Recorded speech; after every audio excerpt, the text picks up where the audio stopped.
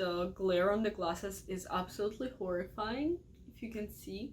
So this is gonna be the first video where I'm gonna film without glasses. I did get a ring light so that you guys could see me better in my videos, but the trade-off is now I can't see you, so we'll see how this goes. Hi guys, welcome back to my channel. So today I'm going to be doing my most disappointing books of 2020. Just to preface this video, this is not my worst books of the year video. This is just the books that I mostly had high expectations for or were hyped up to me, but then when I read them, I didn't fall in love with them as much as I thought I would. In fact, I don't think there is a single book below 3 stars on this list, so most of these I actually did enjoy, and some of these I significantly enjoyed, but I just thought I would like them much better than I did. I have 7 books to talk about today, so let's go ahead and dive right in. So the first book on this list, I went in expecting really good things because Jenny over on This Story Ain't Over, I'll link her channel down below,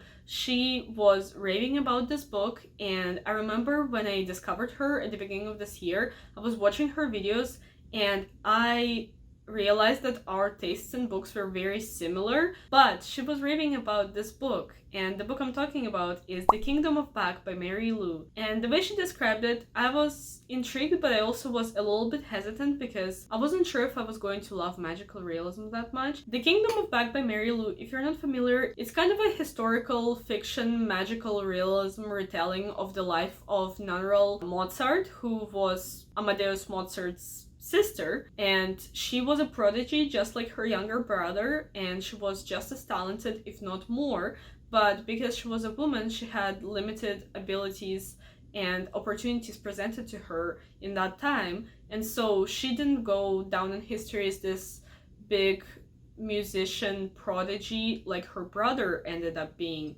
And so Mary Lou wrote a magical story that was based on a true thing that Amadeus and Nannerl would do. They would, on their trips to play music in different places, on their like road trips, they would make up stories about this kingdom of Back, which was just this magical kingdom where a lot of weird magical things were happening. There was like this whole magical forest and everything. And yeah, Mary Lou just basically ran with that idea. It was a beautiful story and I did enjoy it. I definitely appreciated the conversation around the limitations that were placed on women in the late 17 and early 1800s. I liked, at least how I perceived it, the metaphor of the story and what this kingdom of Back and its evolution represented in real life. I'm not gonna say much more because I don't want to spoil it. I think I ended up giving this book around 3.5, 3.75 stars. I definitely enjoyed it and I have a fondness for it. However, just because I had such high expectations going into it, I kind of played myself and then I didn't end up enjoying it as much as I wish I would. I would still highly recommend reading this book if you're into historical fantasy, magical realism, and if you want to learn more about the story of Nannerl Mozart, and also if you really like the themes of music in your books, because music is definitely, obviously, a very prominent theme, and I think Mary Lou does a great job writing about it. So the next book on my list is You Should See Me in a Crown by Leah Johnson, which is a book that absolutely blew up when it was released in June. Everyone was raving about it and saying how they absolutely love this is one of the best contemporaries that they've read. It has great representation, which yes, I'll give it that. However, when I read this book, and if you've seen my review of the book, I just found a lot of the premise and character actions ridiculous. There was this one particular character that I can't get out of my mind. She pretended to be French and she would use this French fake accent. At school she was a teacher and everybody knew that she wasn't French, but she was just talking with a fake French accent, which I just find so ridiculous. Like, who in the real life would ever do that? How would that fly? Everyone would just make so much fun of her. That's disrespectful and weird, and honestly just I didn't like it. I didn't see how that could be something that somebody does in real life without being called out. I was just like, well, this isn't realistic. Overall, this book didn't do much at the end of the day. Yes, it had great representation, and I definitely appreciate it for that. There is a conversation around being on the LGBTQIA plus spectrum in a rural town in America. So the premise of this book is that our main character, she is very smart and she's applying to get into schools, but she doesn't have any money, and so she's relying on getting a scholarship. And when that falls through, and that's not a spoiler, she decides to participate in basically becoming the prom queen. So there is a contest for the prom king and queen that Americans have. And in this particular school that she's in, there is a big cash prize for the winners of the king and queen of prom, which is a whole other thing. That's just a popularity contest. So I don't understand why somebody would give out scholarships based on that instead of actual merit, but that's a whole conversation on its own. Our main character has never been interested in it, and she just kind of goes through the transformation of, you know, kind of accepting it, and she meets a girl along the way who's also competing, and I thought there was going to be more of an element of competition and how that's standing in the way, but it really wasn't.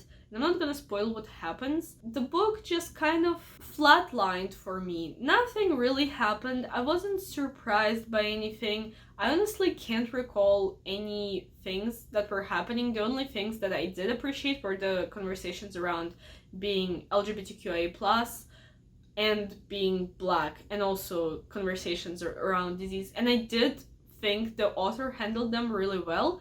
And I wish she actually went deeper into these topics, because she seemed to know what she was talking about, and she was talking about it well, but they were kind of like dipped into, and then we would go back on our merry way of just like this ridiculous plot line. I feel like it could have just been done better. She could have stepped it up a notch, because the conversations were good, but the packaging and everything that it was interwoven into, like the actual plot, the actual story, I didn't find very special. I personally thought it was okay. Again, I didn't hate this book by any means. Obviously, we should definitely diversify our reading and we should have representation, but representation alone doesn't carry a book. I think in this case, maybe the representation won over the actual plot of the book, and the plot just kind of fell through for me. I know there are definitely people who agree with me, but I think the majority of the reviews that I've seen were just raving about it, and I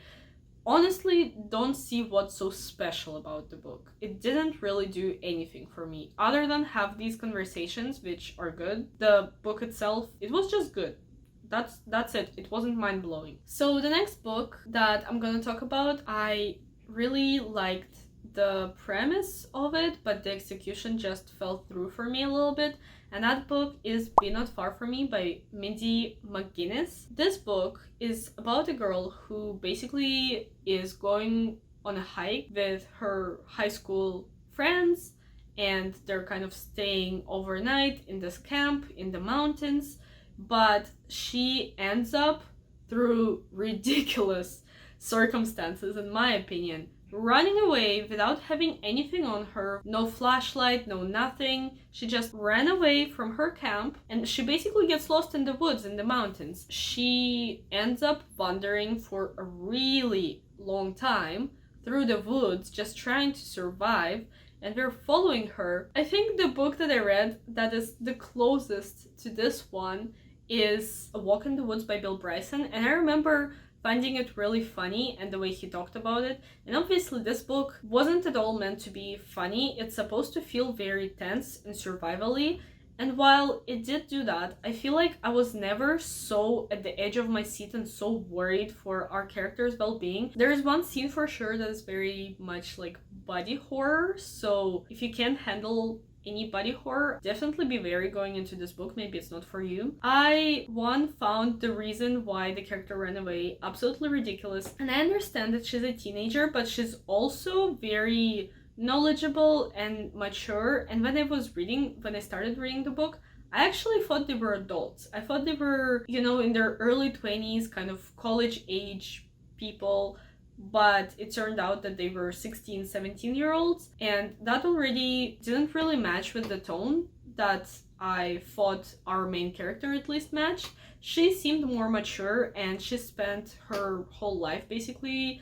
going in the woods, so she's very familiar with it. She knows the dangers. She seems like she kind of has her head on her shoulders, even though she decided to, go drinking in the woods with her friends. Even if you're being a little bit reckless, I feel like she specifically would probably, based on her character description, know better than to just run in the middle of the night in whichever direction and just not even consider the possibility of being lost. I did like to see how she handled the situation and the survival aspect, but I don't think it was as intense as it could have been. Aside from that one scene, I wanted more. I wanted more of a survival story. It just kind of meandered a little bit for me. Still, I did enjoy the book overall. I just don't think it was taken to the next level. Okay, so the next one is a pretty big one, and I'm sure there are a lot of people who would disagree with me, but I'm also sure that there are quite a few people who would probably agree with me. The book that I read and thought I would enjoy much more was And Then There Were None by Agatha Christie. So obviously this is a classic in the mystery thriller genre, and if you're not familiar, this is a book about either 10 or 12 random people who are not at all connected to each other, and they get an invitation by this wealthy, mysterious woman that they all have some type of connection to go on this soldier island to kind of spend, I think, a weekend on, or like a week. It's just kind of like a vacation invitation for like fancy dinner and whatnot. And so these people go on their merry way to this island. They're secluded from everyone, and then they discovered this poem that's called like 12 Little Soldiers. One by one, it's described how each soldier dies. And then the people who were invited start dying one by one, matching the way that the poem described their deaths. It sounds very intriguing. I think the premise is amazing. But again, the execution, I thought it could have been done better. I just felt like I didn't connect to any characters. I think I wanted the reality to parallel the poem a little bit better, but I found the deaths themselves kind of boring, which makes me sound like a psychopath. Overall, it just didn't feel intense. I didn't feel the atmosphere that much. I didn't connect to the characters. They started dying pretty much right away, so a lot of them you don't know anything except for maybe their profession and their name. You do get to see the background of, I think, all of the characters pretty much a little bit, but again, it didn't go that in depth.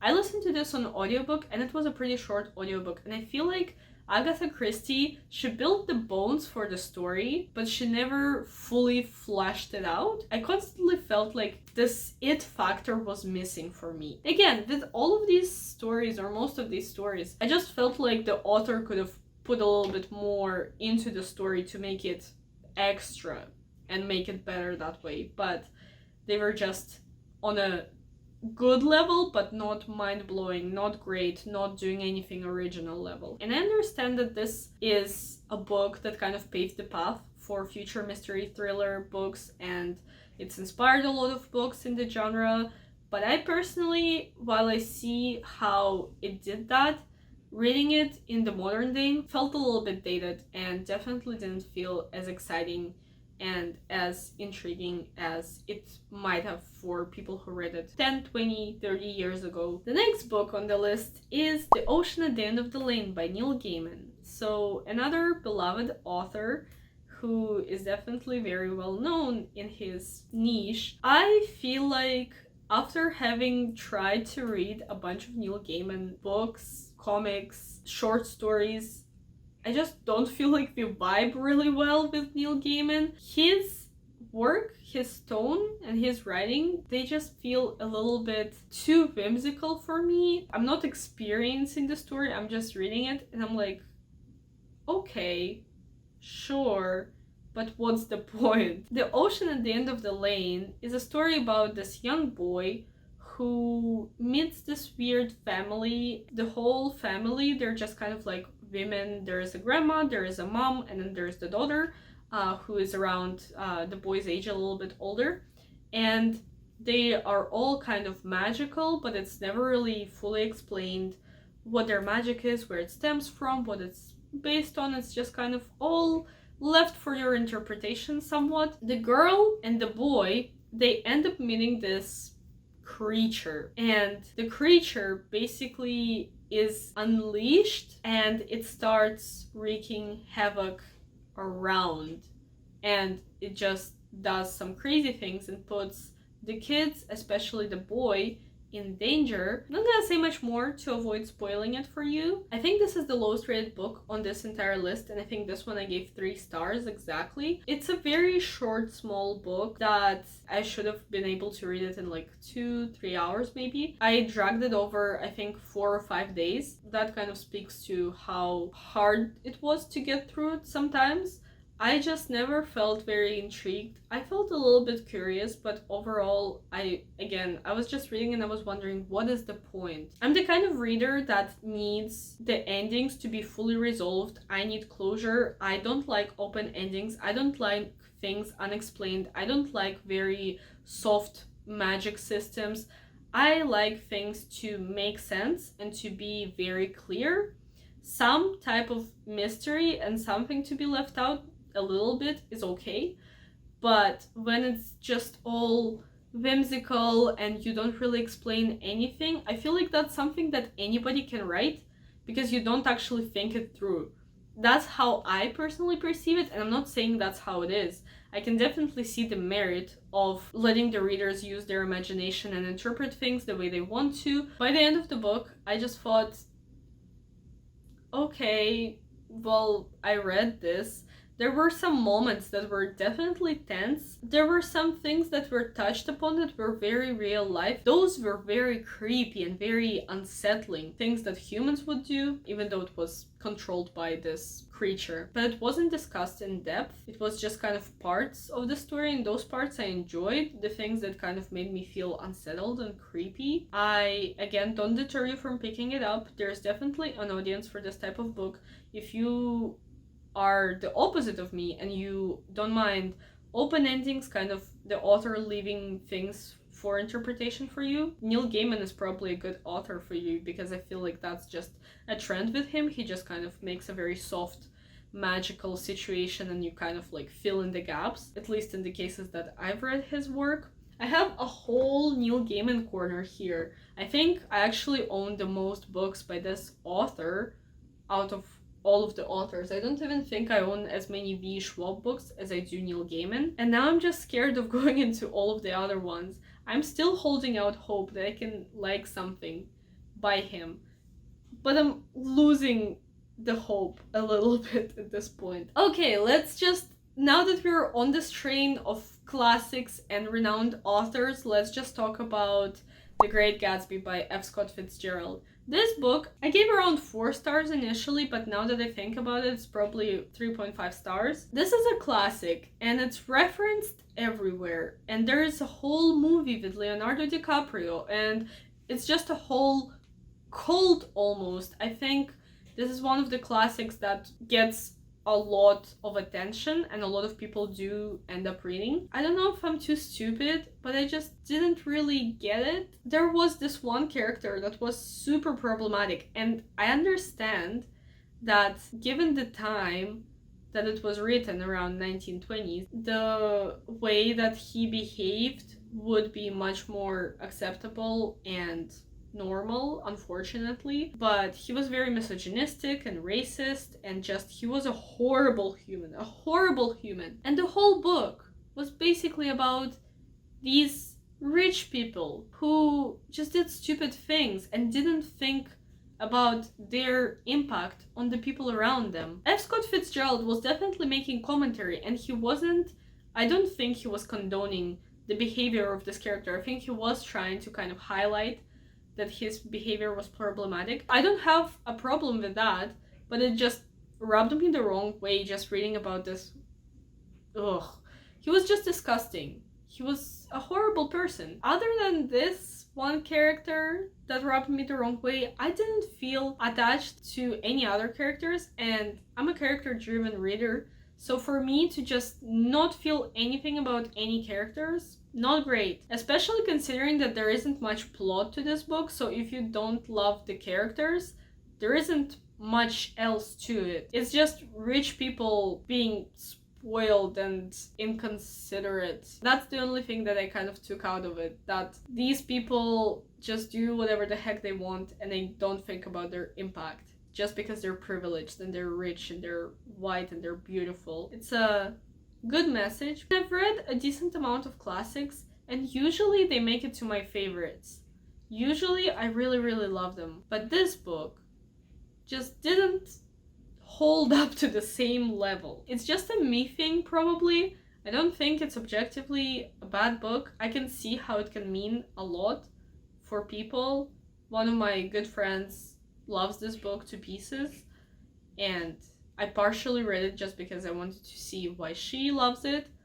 And I don't see it. I don't really understand why it's such a big cultural phenomenon. I'm probably missing something. I still gave it 3.5 stars, but not meeting my expectations. Okay, and the last book on my list today is going to be All Your Twisted Secrets by Diana Urban, which is a YA mystery thriller contemporary about 6 students that get invited to this award ceremony dinner. They get invited to this dinner with the mayor of the town, and once everyone is there, they get locked in a room.